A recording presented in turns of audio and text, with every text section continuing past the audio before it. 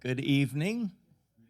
Glad you're all here. Thank you so much for giving us some of your time, and welcome to a simple but hopefully helpful presentation on stewarding God's resources. Did y'all get the handouts when you came in?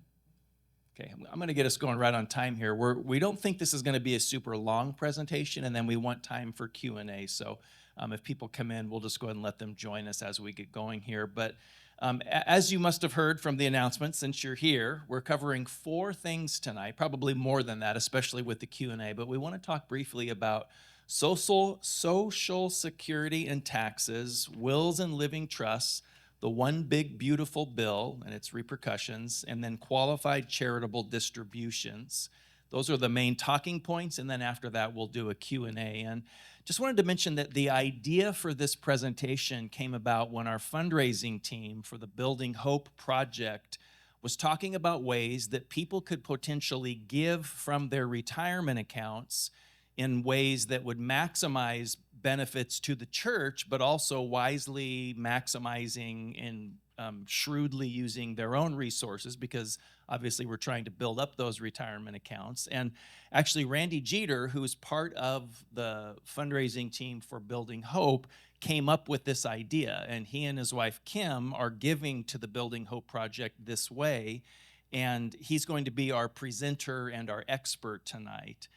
Is there any of you that don't know Randy or Kim Jeter? Any of you not know them very well? Let me just give a quick backstory on them. So we've been friends for a long time. We've been together for 18 years, but they predated me in the church. So Randy and Kim are longtime members of the church. They were part of Grace Church Laverne. They raised their amazing and dynamic family in the church, and then they've stayed with us to help form Hope. And it's been a tremendous gift. In fact, they do something it's really sweet and also just adds to the fuel of wanting to get a new building. Every week they sit on top of the air conditioning unit because it's so crowded in here, in the first service at least. They sit on the air so that a first-time guest coming in doesn't sit and freeze to death next to the air conditioning. So appreciate that. That's really awesome. But Randy has spent 37 years as an enrolled agent, and he can explain a little bit more about what that means. My understanding of what that is that CPAs are certified by the state, but an enrolled agent is licensed through the federal government, and then when necessary can represent their clients before the government. And Randy built a successful business. I remember for years during tax season, he would turn into a zombie, and then he would come back to life sometime after April 15th. And I think Kim, you were in education and a teacher, and I think she would lay out his clothes, and he would wake up, step into whatever she laid out, go to work, and just repeat until tax season was over. But I want to say a prayer, not because we're in a church setting. I just want to say a prayer because this is important stuff. We want this to be helpful. This isn't a commercial for Building Hope. We want this to truly be helpful for all of us at this stage of life. And aside from this meeting, we still need a lot of money for the Building Hope project. Things are moving along with that. We have our arborist report done, so we know which trees we have to remove. We have the new road and the new mapping all done. Next week, we have a geotech team coming to the property to drill and do the final soil samples. So things are not visible, but they're definitely underway and on the move. Right now, we have $1.5 million in pledges. We've had over 600,000 of the pledges come in already, which is pretty amazing. And then we have another $1.5 million in savings. So we have 300 right now, plus whatever we would get through a mortgage. So we have a lot more to raise, but we're making good progress. So just want to say a quick prayer, and then I'll turn it over to Randy. God, thank you for just wisdom. Thank you for the gift of wisdom. Thank you for people who are skilled and expert at what they do and who can guide us as we make decisions. So, Lord, whether we're sitting in this room and we're feeling great about the future, or we're feeling anxious, or we feel like, I don't know if I've done enough early enough, Lord, wherever we are, speak to us and let us hear what we need to hear. Give us wisdom, give us guidance. Thank you for the gift that Randy and Kim have been to us for so long. And we do pray that you would powerfully and providentially provide for this Building Hope project. And we pray that you bless each person here and every person in our church in Jesus' name. Amen. All right, Mr. Jeter.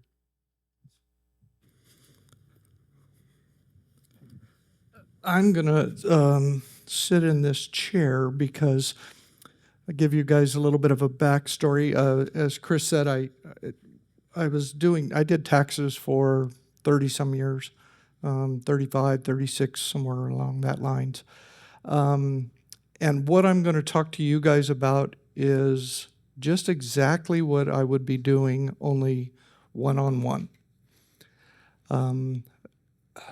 I was not a good student. We'll go back quite a ways. I got through high school without opening up a book. I never opened up a book in my entire 4 years of high school. I listened really well, and that's the way that I learned.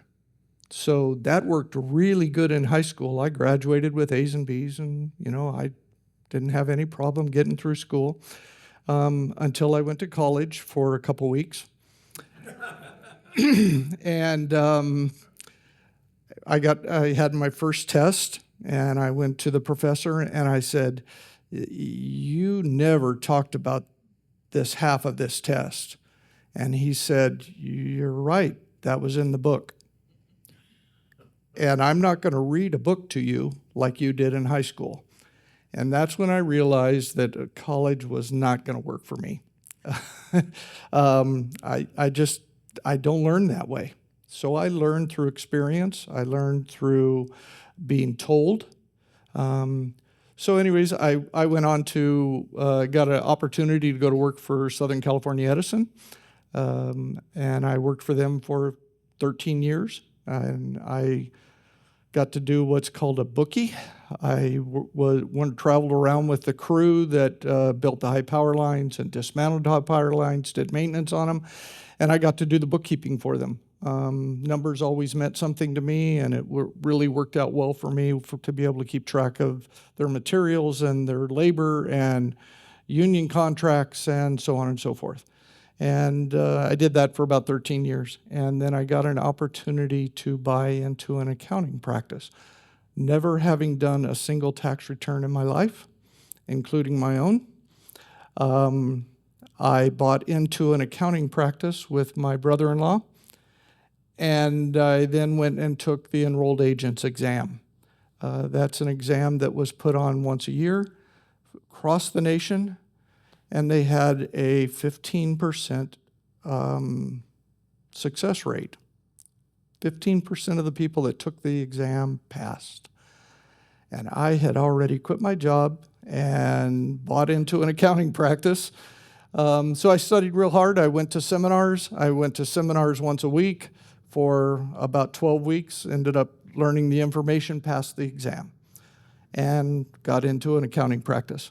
Our accounting practice in Covina has roughly 6,000 clients. And I had about 1,100 to 1,200 of them were mine. And so over the years, I've done a little over 30,000 tax returns. And in those tax returns, in the time frame that I would meet with the people, we would have a 45-minute appointment. First 10 minutes would be me getting the tax return done. And the next 30 to 35 minutes was answering questions, figuring out what is it that they need to know moving forward, how do we save them some money in the future. And I felt like I was proficient at that. To be able to have that many clients that would continue to come back, it seemed like I was doing the right thing. My son hired on. He's doing the same thing now. He's one of the owners of the company also, and I've retired. So I retired about 3 years ago. So anyways, I wanted to kind of open that up with letting you guys know where I'm coming from. So, all the information that you get from me is not going to be specific dollar amounts necessarily, but concepts and rough ideas of dollars, rough ideas of the amount of money that we're talking about. So the first thing that I would always get questioned about was, what about Social Security? When should I retire? And I'm looking around the room, and I'm seeing probably most of the people here have already made that decision. Some have not, okay? But the idea being is when should I retire and when should I take Social Security? Should I take Social Security at 62? Should I wait until my full retirement age? And that's, there is, it's kind of a personal decision, but I can give you my opinion and I can tell you what I've seen, okay? If you are no longer working, my opinion is that at 62, you should take your retirement, okay? I have some numbers here that I've looked up, kind of get a idea of the amount of money that we're talking about. Currently, if you are at 62 and you retire, you take your Social Security, you're going to get about $2,800 a month. If you wait until your full retirement age, you would be getting $4,000 a month. It's about a $1,200 difference, okay? When I do the math on it, if I waited the roughly 5 years, I'm giving up $146,000 in that time frame, okay? So that period of time that I'm not collecting Social Security that I could be, the amount of money comes up to $146,000. The increased amount that I will get once I reach full retirement age, it will take me 12 to 13 years to get that money back. That's just the dollars themselves. That's not any earnings on that money. Okay? So, if you follow Dave Ramsey and his discussion at all, he currently talks about you take that money as quickly as you can. You do not spend it because it's Dave Ramsey. You don't spend that money. You put that money in a savings account and you earn interest on that money. You invest that money in the stock market, or you invest that money into real estate or something that's going to give you a return on it better than what the government's return is going to be. He also gets into issues about the fact that in the future that amount of money might decrease. They are talking about by 2034 that they need to make some kind of changes. If they don't make some kind of changes, that the system will be bankrupt. So I personally don't agree with that. I don't think it's going to happen, but that's one of the ideas. So the only the drawback that you have to taking Social Security early that I see is you can't be working, or you can't be working at a full-time job. You currently, if you make more than $23,000, you give back $1 for every 2 that you earn over that. So if you were to earn $24,000 in the year and you're 62 and you're collecting Social Security, you're going to be giving back $500 of that Social Security. Okay, so it's $1 for every 2 that you earn over and above the 23 grand.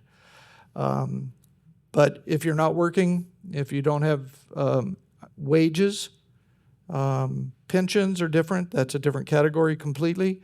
But if it's wages, you cannot have wages more than $23,000, or you're just giving back your Social Security. Okay, so yeah. That's kind of my spiel on Social Security. Okay?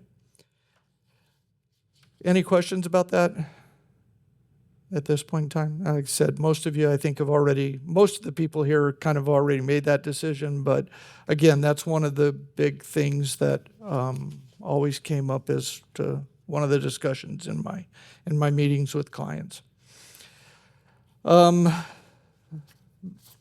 The second issue that we wanted to talk about was required minimum distributions. So currently the required minimum distribution age is 70 and a half. There is a moratorium on actually having to take the money at this point in time till you do not have to take the money out of your accounts until you're 73. But the RMD, required minimum distribution age, still though is 70 and a half. That has not changed.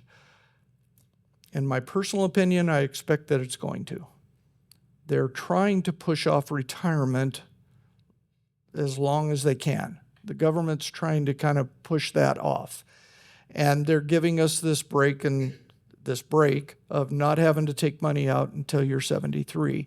I think that's probably when they're going to push that RMD to that date and leave it there and make it a permanent. That's just, again, my opinion. Things that I've seen have kind of indicated that that's the way that it's headed.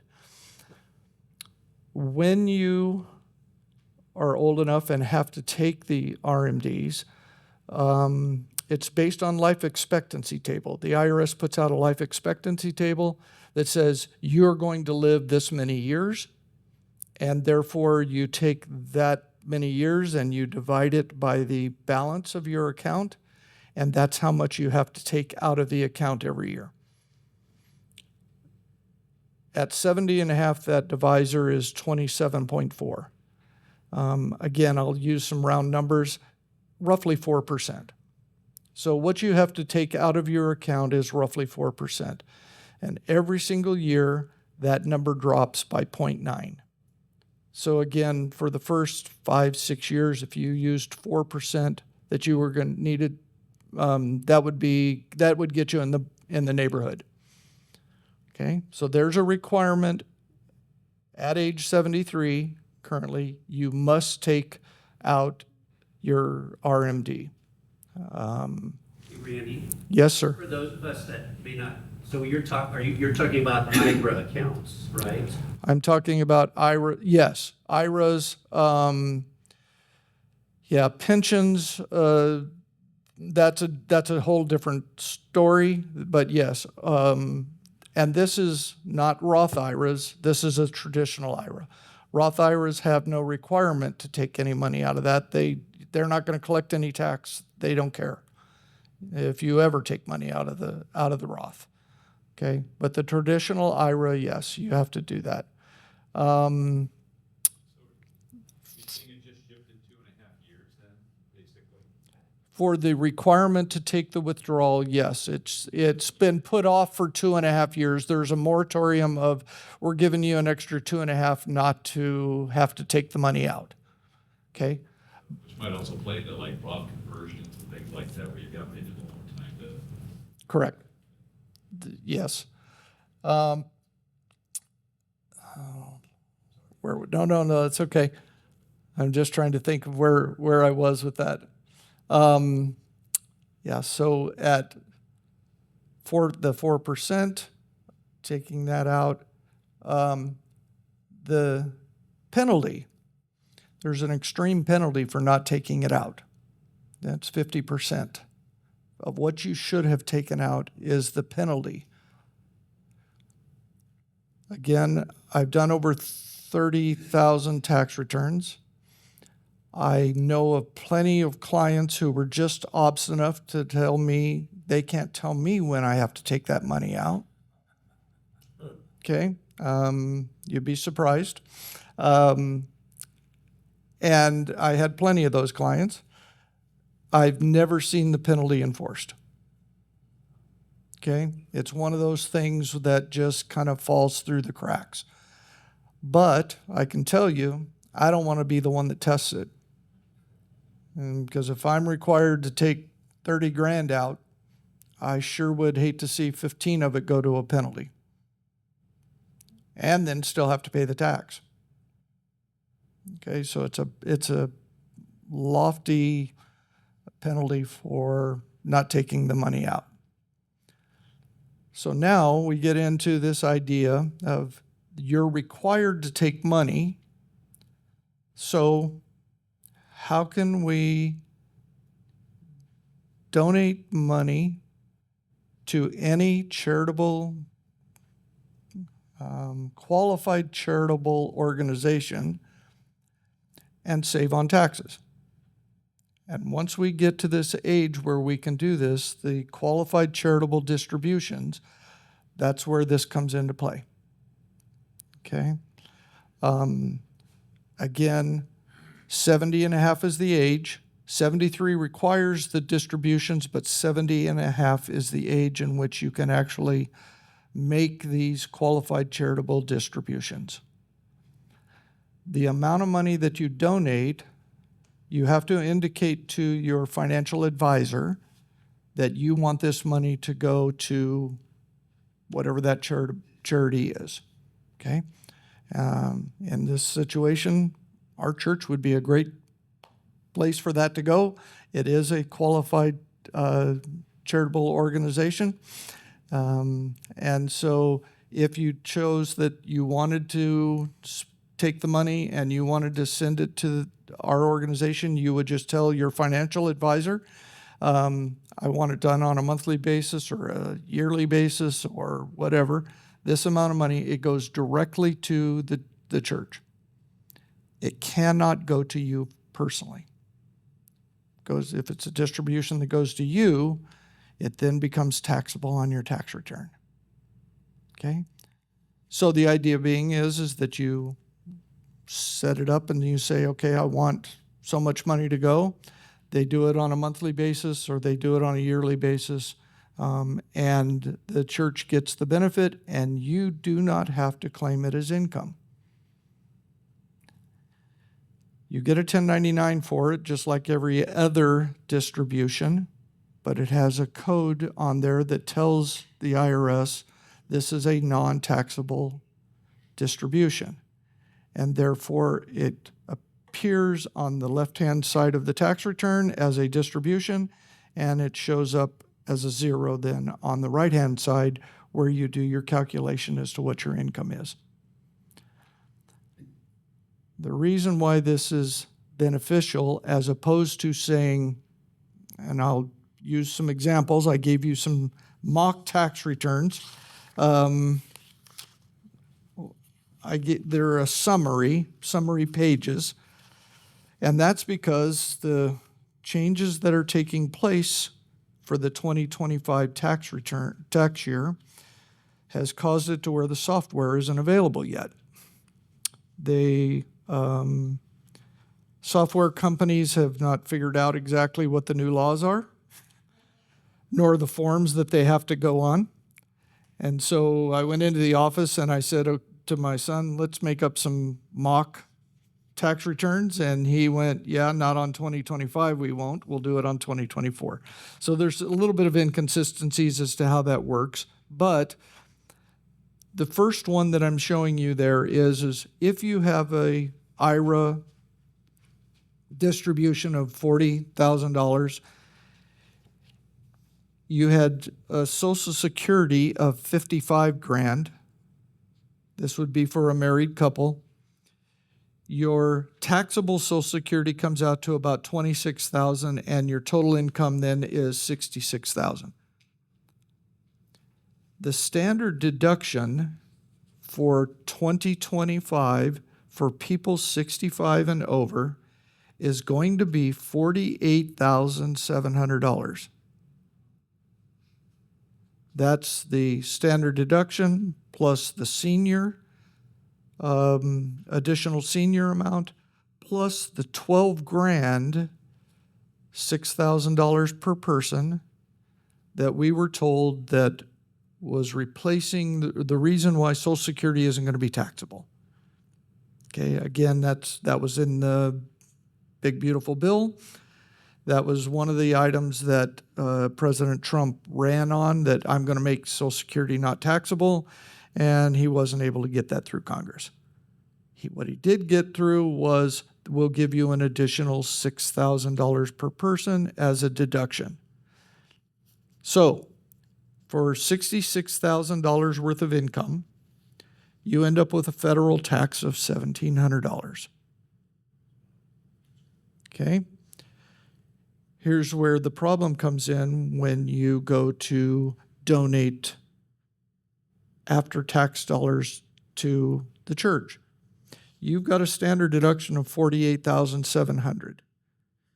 Until you reach that $48,700, you get no benefit from a tax perspective. You were going to get this $48,700 no matter what. And again, even if I gave, and you could see here, if I gave $66,000, I'm saving $1,700. Doesn't sound like a great return to me. Okay. Slide over to the next page, though. So on the second page there, I showed taxable IRA distributions of 70 grand. Okay. So this was showing that this is adding another 30,000. This is as if I said, okay, I'm going to take $30,000 out, and I'm going to give that $30,000 to the church. Your standard deduction still is the $48,700. That hasn't increased, but your taxable income has, and therefore your tax is $7,700. If you use the QCD, the first scenario is what you get on a $30,000 distribution. If you don't use the QCD, the second scenario is what you get. So you can see that ends up costing you $6,000 to take the money and put it in your checking account first, and then turn around and give it to the church. Does that make sense? Everybody's following that? What did that cost, Randy, by getting the $30,000 and then? Your tax goes up to $7,700. If you don't do that, if you send that $30,000 to a qualified charitable. If you do it through the QCD, if you have your financial advisor do it, then it doesn't show up as income on your tax return. So then You're back to page 1. So it's $1,700 in tax instead of $7,700 in tax. So that's what we're talking about by doing something in a manner that, to me, is just financially the right way to do it. Okay? Now, we don't have to do this in $30,000 increments. I'm not talking about that it has to be that. This could be just your monthly giving. Let's say your monthly giving's $1,000. Okay? Whatever that number is, that's a, personal, that's your guys' situation. But I would still do it through this QCD if I had the availability to do it, the IRA, because I'm getting no tax benefit from it, and therefore it's just to me, it's a more responsible way of giving. Make sense? I know one individual in here that I've talked to already who has gone through the process, right, Jim? Yeah. And it's not a difficult process. It's basically filling out a form, sending from your financial advisor. You'll have to tell them, you have to tell them this, because most of the financial advisors don't know it. They don't know this. The tax accountant does know it, but the financial advisor doesn't. But once you tell them what to do, they look it up and then they go, oh yeah, gee, I wonder why we haven't been doing that all along. I was the first one my guy did, Okay. and he said the same thing, so it's a great idea. I don't know why more people aren't doing it. Yeah. Kind of interesting, about 10 years ago, again, this kind of goes back to my theory of I learned things by being told. I actually had a client that came in and told me that this is what they were doing. And I went, I don't have a clue as to what you're talking about. This was maybe 15 years ago. He comes in and he says, yeah, I've given $100,000 to this church, but here's the 1099, shows $100,000, but it's not taxable. And I kind of went, yeah, right, okay. I'll have to look that up. And sure enough, I mean, and from that point on, to me, it was like, this is a no-brainer. And this, even if it goes, yeah, Well, so go ahead. So he gave you a 1099. Yep. He obviously gave the money to the church or wherever, and then gave you the 1099. The financial institution will still issue the 1099 at the end of the year. But then you were able then to, Exempt it. Yes, because it does have a code on the 1099 that shows that that's what it's for, that it was a QCD.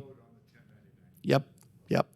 So the IRS knows then that it's not supposed to show up on the taxable portion. Yeah. Does the full donation go to the church then, or does they get taxed on that amount? No, Because you're not the person that's churches don't even file tax returns. okay. Yeah, I think they're gonna get their pound of life somewhere out of that. they do not. They do not. Okay. Yes, sir. The source for these funds is a traditional IRA, or Correct. because you wouldn't want to do it from a Roth, would you? Because it's already. The Roth, I mean, and, you know, the church would be more than happy to accept the money from the Roth, but it is not a taxable event. The distribution from a Roth is not taxable. Therefore, it doesn't go into this calculation at all. Yeah. Yeah. Yeah, I'm just curious, if it was in stocks just before the distribution, do they liquidate it? I'm sorry? If it was in a stock or a mutual fund before the Mm-hmm. liquidation, do they liquidate it before they send it to the church, or do they send it in the? They will liquidate it before.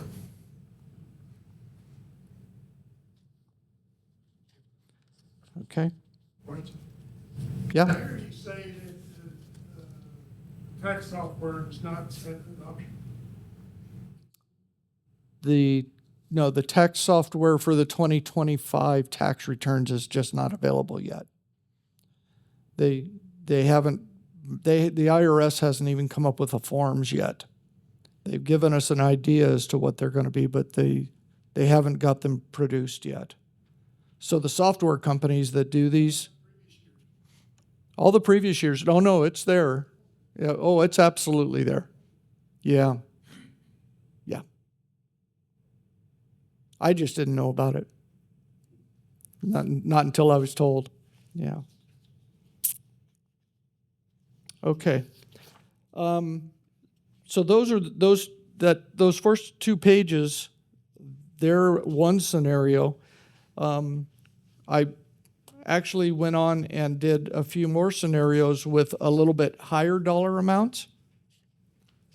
So all I've really done here is taken and added more income on the pensions, the IRA distributions, to try and make it more, I don't know if it's realistic or not.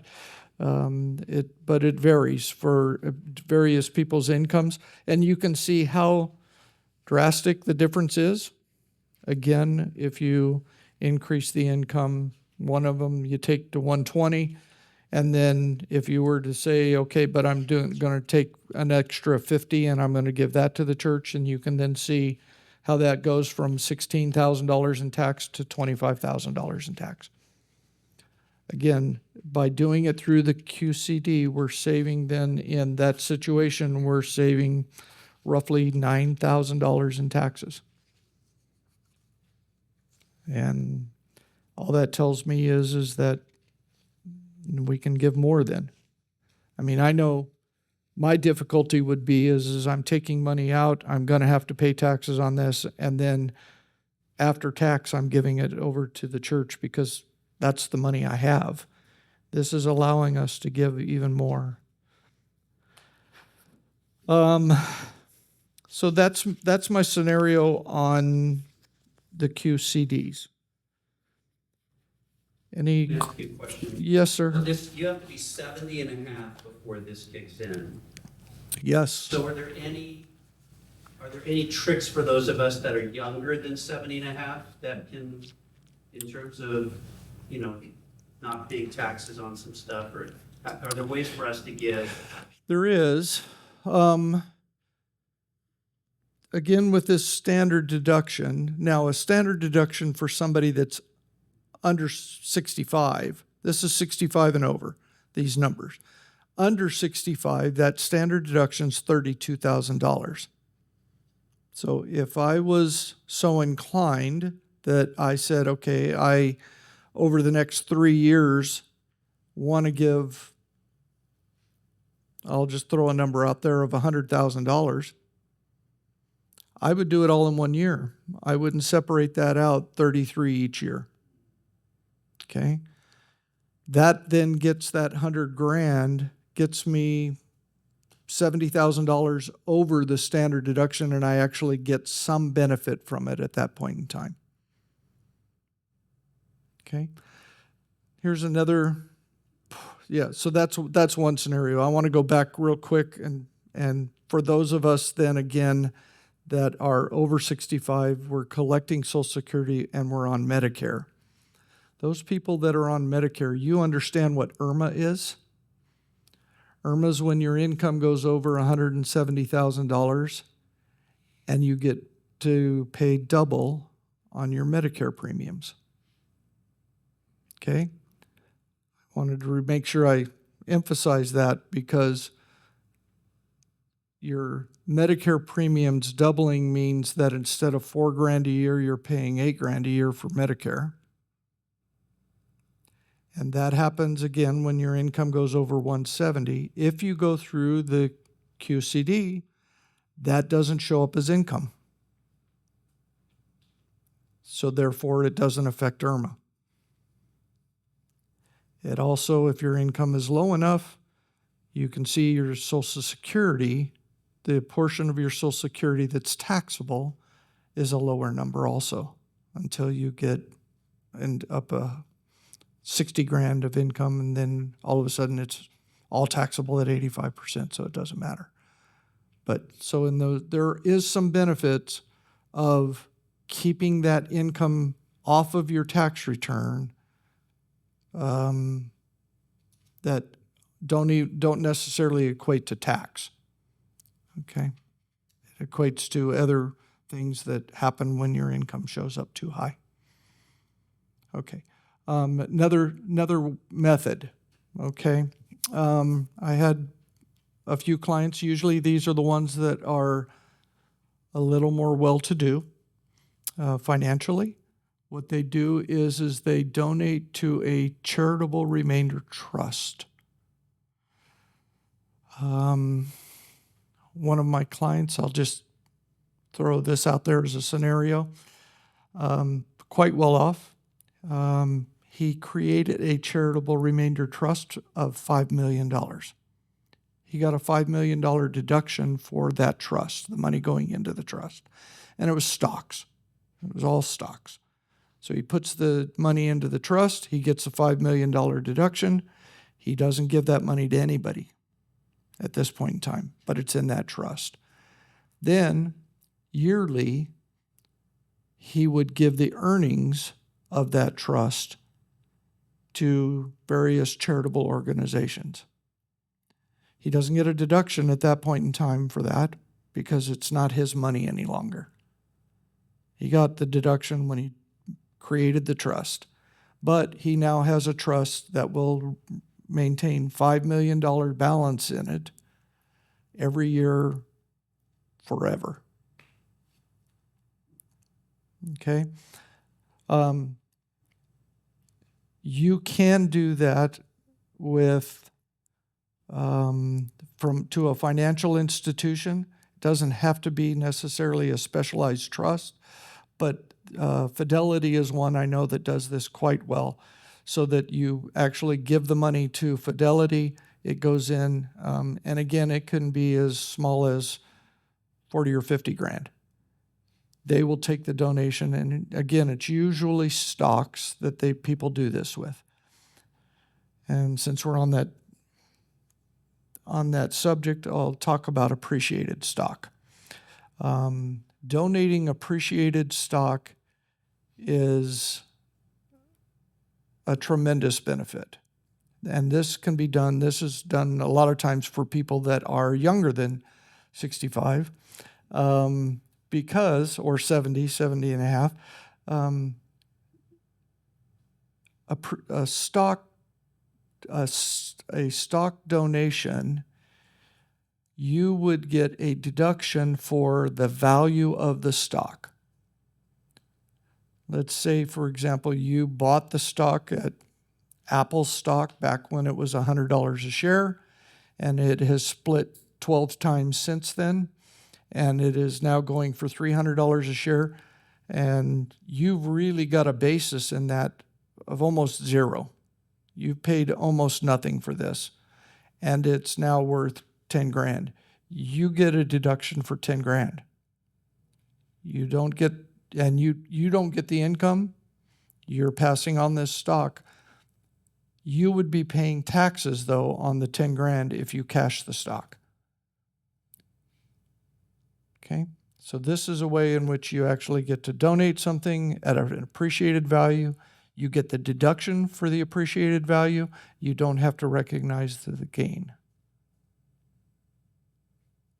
Does that make sense? I'll make sure. It is long-term. You have to have held the stock a year. Okay?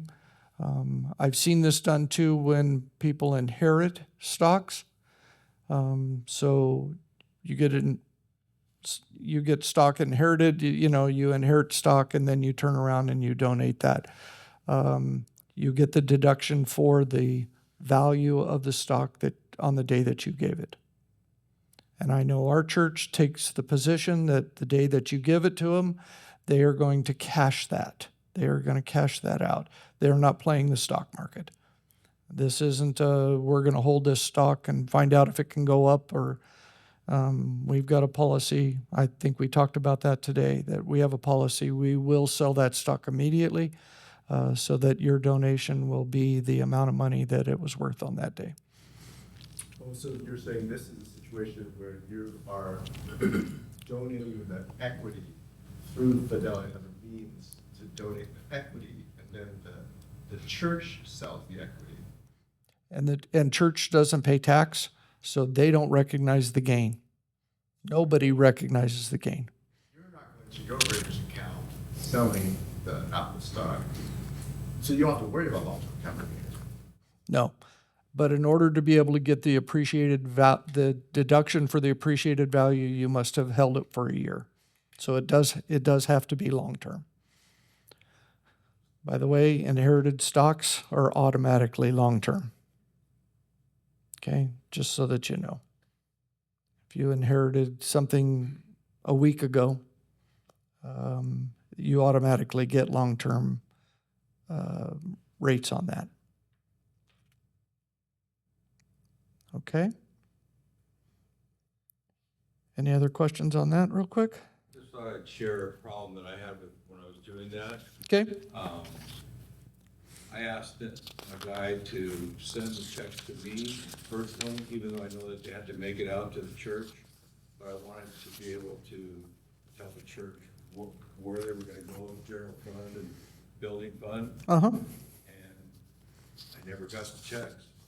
So I called Laura and she goes, "Yep, we got the checks. They're sitting here, so I don't know where they're from or where they're supposed to go." Okay. Because they don't have my name on it. It's coming from the bank account, right? Right. There's a confusion there, so I would just like coordinate that with the church if you're gonna do that. Yeah. Okay. Good. Okay. The tax law changes, big beautiful bill. There was a lot of confusion, there still is a lot of confusion on really what is taking place here. Because we heard a lot up front as to when President Trump was running for office, this is what I'm going to do. And then when it gets through Congress, then this is what hashes out. Okay. SALT, state and local taxes. That deduction had been capped at $10,000. in the past. That's what the cap was. It has increased to 40. So it is now $40,000. So if you have property taxes, state income tax, DMV fees, yeah, pretty much it. You now have a limit of 40 grand, which means that some people are going to be back to itemizing again, that those that never were, because their property taxes and stuff that are now enough with their mortgage interest and their charitable contributions, it can exceed that $32,000 number. So anyways, that's one of the changes. The $6,000 I talked about earlier, about an additional deduction for those that are 65 and over. Again, they haven't really shown us exactly how that's going to work, where it's going to show up on the tax return, so we can't really discuss that. We just know that it's going to happen. It's going to be an additional $6,000. Which then forces the single individual. Beforehand, the standard deduction was going to be 17 grand. It's now going to be almost $24,000. Married couple, it was 33 grand. It's now going to be almost $47,000 for those that are 65 and over. Okay.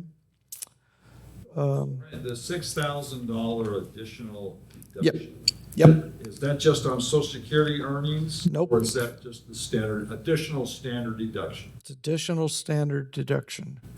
Is that per Well, person or just per couple? Or It's 6,000 per person that's 65 and over.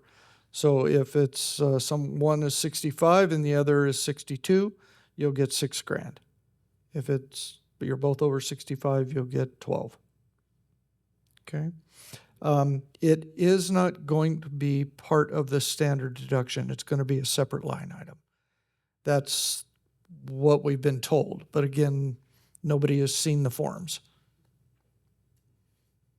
Okay. There is going to be a charitable deduction that is over and above the standard deduction. It is single $1,000, and a married couple it's $2,000. This has to be cash. This is not the clothing and items that you give to Goodwill, those types of things. This is cash. So you're single and you give $1,000 to the church, or you give $1,500 to the church, you still will get $1,000 over and above the standard deduction. So that's in the bill. No tax on tips. I don't know if any of you are working for an industry where, this was, again, part of what we were told was going to happen. I'm going to make tips non-taxable. Didn't quite happen that way, but it did come out that there is no tax on the first $25,000 worth of tips. For individuals, this isn't going to be on the tax return. This is going to be on those people that do the payroll returns, because those tips are coming through a payroll system, and the system itself is going to make that portion non-taxable. Interesting enough, when we say non-taxable, we don't really mean non-taxable. What we mean is no federal income tax. State of California may or may not go along with it. Social Security and Medicare definitely will not go along with it. They're not going to give up the Social Security and Medicare tax because those systems are in need of money. So they're going to still be taxable for Social Security and Medicare portion, but not for federal income tax. Same thing with the overtime. There was a discussion about the fact that, overtime was going to be free. We were not going to have to pay tax on overtime. Not exactly how that happened either. It's now $12,500 of overtime will be exempt. And again, that will be the overtime portion only. So you get time and a half. So you're making $15 an hour instead of $10 on overtime.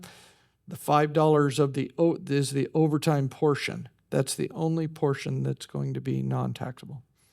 So again, when it goes through Congress, one person says one thing, and then when it actually happens, it's something different. This one's an interesting one. Interest on auto loans, up to $10,000 worth of interest on an auto loan. The auto loan is on a vehicle that is manufactured within the United States, or the majority of its parts are manufactured and assembled within the United States. There are so many restrictions on this as to which vehicles are going to be included in that. When I was talking to my son about it, I said, how are you going to determine that? And he said, the same way I determined whether they got a electric vehicle credit. Did the salesman tell you it was?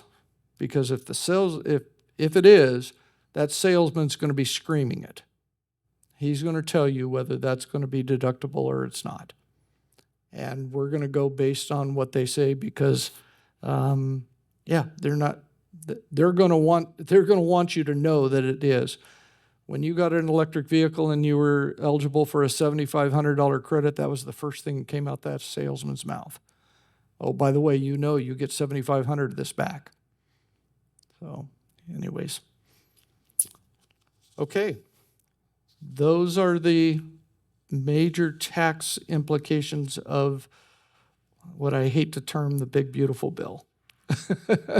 Not that I'm opposed to what he did, I'm just opposed to the name. It's kind of weird for me. So, okay. Were you going to talk about living trust? Oh, living trusts.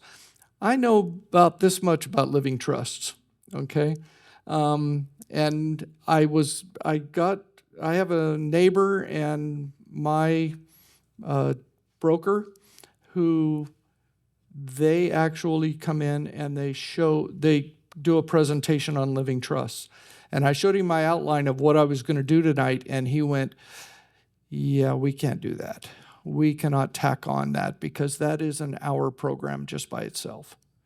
So trusts and estate planning, if there is interest, they would be more than happy to come in from Morgan Stanley, and they will, for free, put on a presentation and say, here's what our understanding is, but it is about an hour. I was going to limit them to 10 minutes and said, what do you think? And they went, yeah, no, we can't do that. But whether it's not your expertise, but what's your word on that? My word on that is if you own a home in California, you need to have a trust. You need to have a living trust. I have seen more arguments and fights over estates and trusts than, I've had to throw people out of my office saying, I'm not putting up with this. I don't want to listen to this. And they're fighting over nickels and dimes in the big picture. And if you don't have a trust and have to go through probate, probate attorneys get paid on a scale based on the value of the estate. And I've seen some pretty large dollar amounts, more dollars going to the attorneys than what goes to the beneficiaries at times, if there's enough of them. So, yes. So, I'm speaking from experience. Okay. If you have a living trust, Yes. the trustee, make sure they're a reputable person or company. Yeah. Because my father's trustee sold the entire thing. Yeah. We got none of it. Yeah. Yeah, that's so yeah, you and oftentimes the trustee, when you're named as a trustee, nobody did you a favor. Okay, so if dad says, oh, you're the trustworthy one in the family, I'm going to name you. You say thank you, and then you sigh and real deep and go, boy, this is a lot of work. It's a thankless job. Nobody's happy with you when it's done. for the most part. But if it's at all possible, it should be somebody within the family, because the damage that can be done from somebody from the outside is real. We had the opposite. My mom's trust, Oh, my sister was the trustee, went great, because my Oh. mom had it all lined up perfect. yeah, great. You know, Yeah, my dad's trust was with this fiduciary fella, yeah, part of the family. yeah, the fees on that stuff get astronomical. It really can. So, Are you legally bound to abide by the trust? Yeah, trustee? we took him to civil, Yeah, and the judge says you need to get criminal charges, and nobody would do it. right. Because nobody could pay for, nobody wants to pay for the court costs. Law enforcement wouldn't even, Oh, yeah, no. Yeah, they're not going to get them. you have to have law enforcement in order to make a criminal charge. Yeah. And then this was in Arizona too. Oh. That was a problem, but, yeah, it was a mess. Yeah. So the point being is though, if you want to stay out of probate, okay, you want to keep it out of the courts. My mother-in-law passed recently, and she and my father-in-law both, they had a trust set up, and I'll tell you, it went smooth. I mean, it was very smooth, and we even decided, yeah, there's none of the 6 siblings were arguing or complaining, or nobody had a problem, and so we didn't even go to an attorney after she passed. It was, just like that. So, I was gonna point out, we're dealing with that right now with that house that my in-laws had a trust, but they didn't fund the trust by putting the property in the name. didn't put the title in, yeah. Probably, so we've been dealing with a probate situation on that, And- minor one, but Okay. being resolved.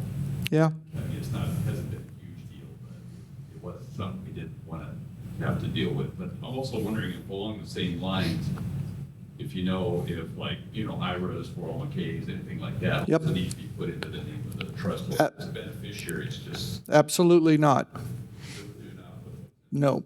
No retirement accounts should be in the trust. Those are distributed by beneficiary. And the reason being, again, if you inherit an IRA or a retirement account, you have 10 years in order to be able to distribute that money. If the trust is the beneficiary, it's that day. Distribution happens then. It must be cleared out before the estate can be settled. So it eliminates any choices. It eliminates the choices that you have. Well, what that does is it causes you to pay a really high tax rate Yeah. at that one point, as opposed to spreading it out over 10 years. I inherited $100,000, and I've got 10 years to clear it out, and I take 10 grand a year. And the trust is named. It's now the trust income of 100 grand all at one time, and trust tax returns are the highest tax rate that there is. You think you're paying a high rate? Pay it in a trust. The trust is astronomical. So, When a trust is in place, mm-hmm. do you have to file a final tax return for the trust at some point? Yes. So once it's distributed? Yes. So how much time do you have on the reprise? Is there a time limit? Nope. No time limit? Nope. But at some point, it has to be finalized. Doesn't have to. It can go on forever. You've got a problem there, you've got your issue with the trustee until the trustee milks it all. Okay? I mean, It's Karen, so she's. got it. So watch her.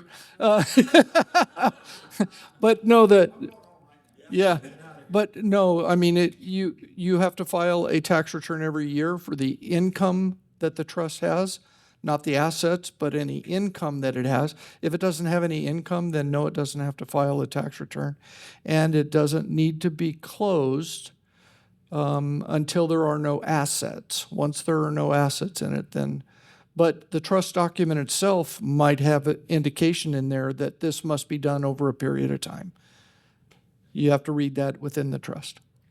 Randy, if you don't mind, I'd like you to just comment on one thing, and then Sure. we'll do a few more minutes of Q&A. And I'm certainly not in a rush, but we wanted to keep this to an hour, so we want to honor that. And if you have more specific or other types of questions, we can ask those too. Would you mind sharing the mindset that you and Kim had with the way you set up your giving to the building fund? Not the dollar amounts, but the way you were thinking about Sure. X amount of dollars Sure. versus inheritance monies. That's just Sure. an interesting concept that may be helpful for some people. Yeah. I kind of wrote it down here. Kind of I can remember it. 3 generations ago, grandpa, great-grandpa, they basically lived until and retired and lived on Social Security. That was kind of the formula. That's what you saw. Generation before us saw that in their parents and said, we don't want to live that way. We want to retire with enough money that gets us until death. Okay? Our generation has now kind of come in and said, you know what? I don't want to change my lifestyle when I retire. I am going to save enough money to where I can live the same lifestyle. And this, again, this is generality, but this is what I've seen through my practice. So what's happening is that the next generation is inheriting enough money to where it's changing who they are. Because in our situation, we've saved enough money to where we'll live off the earnings, and our kids will inherit whatever money is left when I retired. Kim and I, when we both retired, they're going to inherit enough money that would change who they are, could change who they are. And I've seen it with a lot of clients to where the kids are sitting around waiting. And I mean, they're doing things, they're living a different lifestyle, some of them. Again, this is generality, so don't take offense by for any of your kids. But you've saved money to say, you know what, I'm not sure that we can take that vacation because we can't do this. And these kids then are, when they're inheriting the money, are on the first cruise ship available. That's kind of a different scenario in the way things are happening. That's just kind of the way I saw things going. One of the things then that the way I have looked at it is I'm never going to spend all of my retirement money. My kids are going to inherit it. There's just no way that that's not going to happen. But they don't need to inherit all of it. Okay? So what's happening is, and my broker even just recently came up with this, is we've had some significant gains over the last few years with the stock market, and he knows what our plan was for the church, and he said, we ought to take some of that gain and let's take it off the table and let's put it aside, and then that money is going to earn money, but it'll, even if the stock market takes a dive, that money will be set aside so that you can complete that obligation to the church. I'm not 70 and a half yet, nor is my wife. We're close. By the time the building is finished, we will be there, and then we will be making our donation at that time. But what I'm giving up, okay, what am I really giving up? If I give up $100,000, I'm giving up $100,000 that was going to go to my kids because I wasn't going to spend that money anyways. So what am I really giving up? I'm giving up the earnings of that $100,000. which in a good year is $10,000. That makes sense? I'm giving up the earning potential of that money that I was never going to spend. It's a different philosophy. It's a different way of looking at things.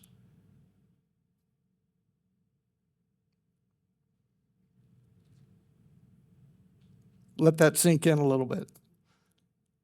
Okay? If it's not money you were going to spend, you're not really giving it up.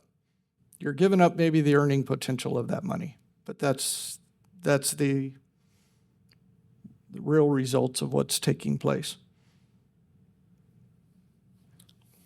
One last thing that I had. Dave Ramsey is not, he's not one of my favorites, okay? I have a totally different philosophy than he does. No, you're not going anywhere. You're going to hear this. He's just a little too extreme for me, okay? My wife and I have never lived on a budget. We have never had a written budget.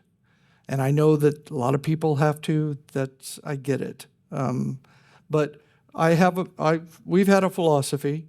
Our philosophy is that we've given away 10%, we've saved 10%, and we've spent 80%. And frankly, I don't care whether you spend the 80% on whatever it is. It doesn't really make any difference as long as you've done the first two. If you've done the first two, you won't have any financial problems. Okay? But I've been looking up some things that, again, Dave Ramsey says, and he had a list of 5 items for being financially responsible. 1 was budget. 2 was get out of debt. 3, and this one was really interesting to me, foster good quality friendships. Okay, that was number 3 on his list of the 5. You are influenced by those people that you hang out with. We tell our kids that all the time. And it shouldn't end when we're an adult. Okay? Number 4 is to invest, and number 5 would be to be generous. So, Random question. yeah. A lot of the stuff sounds very complicated. Can you describe how you would find a financial advisor? Like, what should we look for?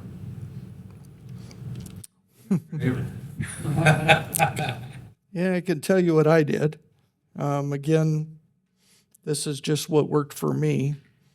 When I retired, I had a financial advisor with somebody that was a client. And I would hear from him once a year when he came in to get his tax return done. And he would say, by the way, here's your report. Okay. And it was a business relationship that I couldn't break, and he didn't really want to break either. But when I retired, I called him up and said, hey, I think I'm going to go somewhere else. I'm going to deal with something else. And it was my next door neighbor. He moved in, and I found out what he did. He's a nice guy. And honestly, what I said was I would prefer my fees going to somebody that I liked and cared about, as opposed to going to somebody that doesn't know me and doesn't give 2 hoots about me. The fee structure on any account is going to be about 1.25% to 1.5%. And honestly, they all do the same thing. I don't care if it's Morgan Stanley or if it's Edward Jones or if it's American Express or it just doesn't matter. They're all following a formula. So make it somebody that you can talk with, somebody that you trust, that you care about, because basically they're going to make some money and you might as well be. When he gets a new car, right next door. It's like, well, I'm glad somebody that I know got it.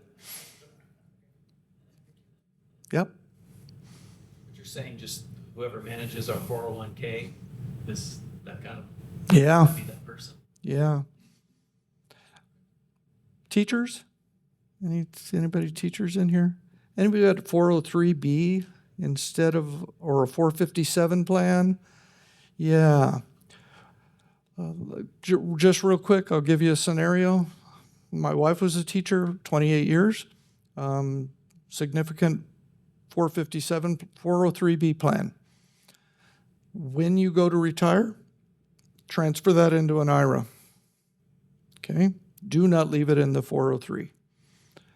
The reason why, you're going to pay a fee to whoever manages your IRA, but there are restrictions on the 403B as to when you can take the money out and how you can get it and what you can invest in. And the best thing that we ever did was get it out of the 403 so that it's into something that we can manage on our own. And when I say manage on our own is hire somebody that knows what they're doing. When it's in a 403B, it's into a big group that basically follows a very strict conservative plan and doesn't make a whole lot of money.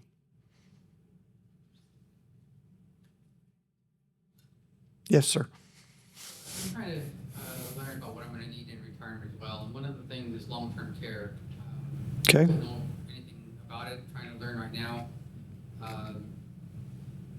How does that fit into how I should be saving? Yeah, those policies are very expensive, but I get it.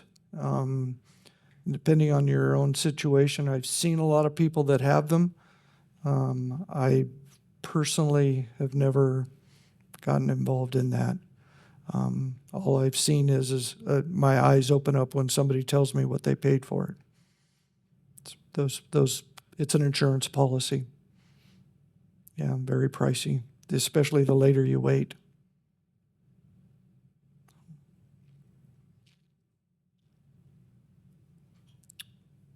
Anybody else? If it's something that you'd rather not say in the group, feel free to approach me afterwards. I'm more than happy to. Yes, sir. Well, speaking of long-term care policies, Yeah. I'm just initiating the coverage of one right now. Okay. And that's worked out quite well. Well, good. Yeah. No. It's the only thing I found that will pay for what I want Very good. in our situation. Yeah. Yeah. No, I'm not saying don't do it. I'm just saying that, again, I don't know that much about them, but other than I've seen the price tag on them, but that I've also seen the price tag of not having one. We had in-home care for my father-in-law, and you can go through a lot of money very quickly. Yeah, so when I just got out of a skilled nursing facility, if you paid cash there at that place, it would cost you about $20,000 per month. Yeah. You want to do that? Yeah. I get it. Yeah. Totally get it. Okay. All right. Were you starting to say that if people want to talk to you, they can join you on the pickleball court? And There ask too. questions? Yeah, Tuesdays, Thursday mornings, Church of the Open Door in a gym. Okay. Randy, thank you so much for talking to us, sharing with us. Thank you guys for coming. Yeah. Thank you.